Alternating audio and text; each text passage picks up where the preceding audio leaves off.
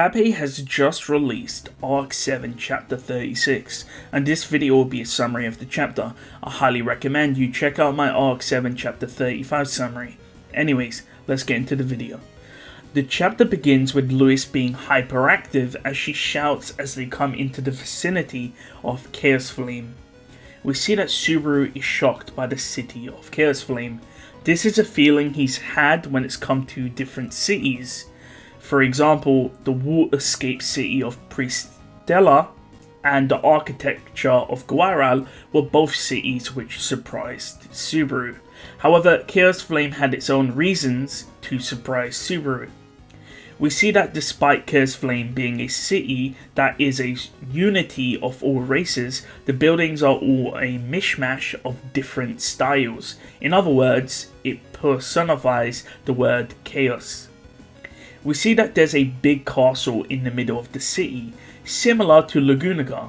However, instead of there being distinct districts like a rich area, a poor area, slums, Chaos Flame seems to have a rich area next to a poor area, rundown buildings next to prestigious buildings, and lush parks next to sandy wastelands. It again was the personification of chaos. Al states that the city looks like one where you could just push everything over and make it all collapse. Al follows up saying it's the first time he's ever been to the east of Wallachia, which causes Subaru to ask where Al was, and Al tells Subaru that he was at a gladiator coliseum.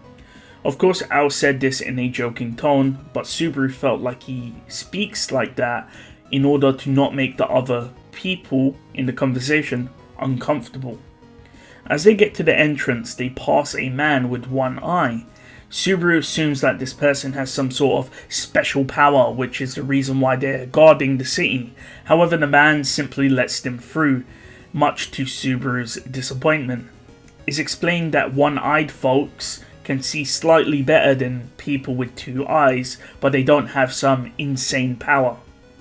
We see that Abel is also wearing his demon mask. However, the guard didn't find him suspicious, which leads Subaru questioning the seriousness and security of the city. As they pass through the city in their carriage, they see many different races, one which looks like rabbits, lions, cats, and dogs.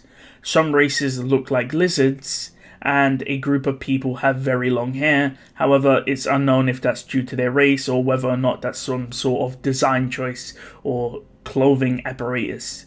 The many different races caused Subaru to become speechless. Of course, Subaru was used to it. In fact, when he was summoned to Lagunagar, the reason why he knew he was isekai was due to the different races that he saw. However, Subaru also knows that different races can be ostracized, such as Amelia for being a half-elf. In fact, the sanctuary where Garfield was located was another such place where it was built due to demi-human discrimination. Subaru looks at the different races. They didn't hide themselves, they all stood up straight and were proud to show off their species. Beastmen had their claws out, and those which looked weird did not hide their body or appearance behind clothes. Abel, Subaru and Al talk about the order in the city, and eventually Abel points out that, like Al says, there is some order within the disorder. It isn't just a lawless sort of city, and Abel gestures at the castle. This is where Yorna, the Divine General, resides. We see that there is very little information about Yorna, and we know that she rebelled against Vincent many times and caused disruption. The only two Divine Generals which were truly questionable were Cecilis and Yorna, which was confirmed by Zika prior. We see that according to Abel, Yorna brings order to the disorderly city of Chaos Flame, and she somehow unites the city together.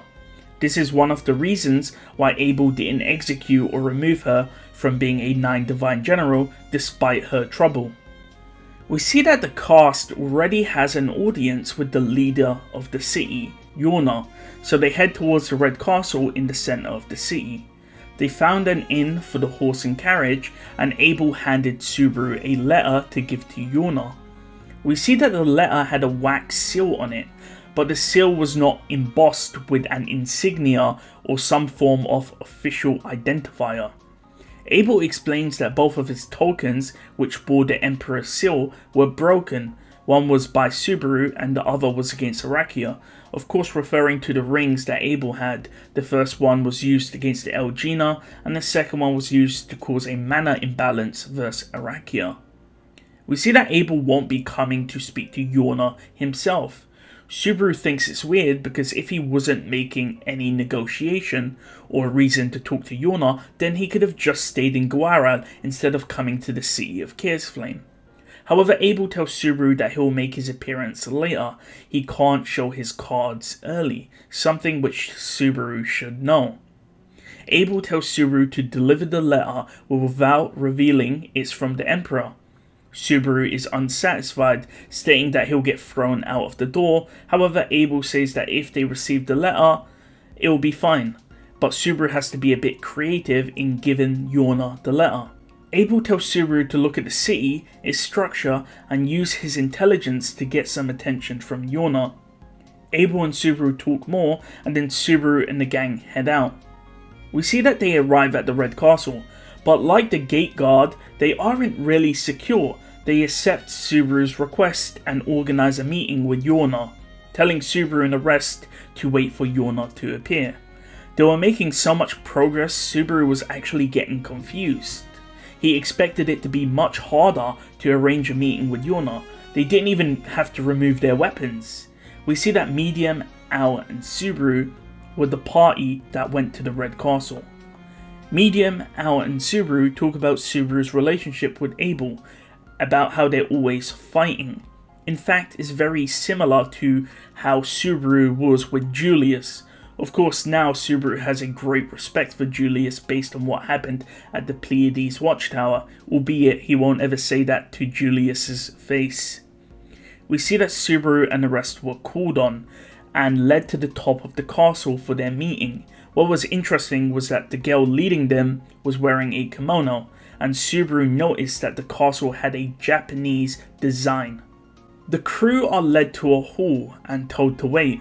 We see that in the hall there are others who are also requesting an audience with Yona.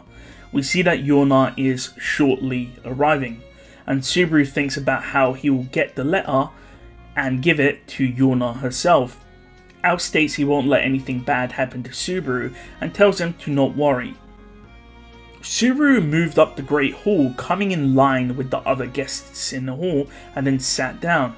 Subaru and the group look at the other guests, and we see that there are 4 people.